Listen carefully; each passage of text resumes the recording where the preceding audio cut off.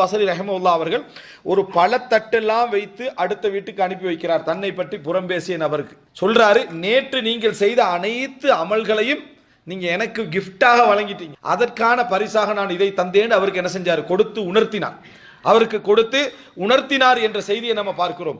அன்புள்ள சகோதரர்களே, எனவே இந்த பகுதி மனிதனுடைய வாழ்க்கையில இது கலப்பின் காரணமாக ஏற்படுகிற சில அறிஞர்கள், அல்லாஹு தாலா எனக்கு ஜும்மாவையும் 5 நேர தொழுகையும் கடமையாக்கி இல்லாது விட்டால் நான் மக்களோடு கலந்தே இருக்க மாட்டேன் என்று சொல்லியிருக்கக்கூடிய அறிஞர்கள் நாம் என்ன செய்கிறோம்? பார்க்கிறோம்.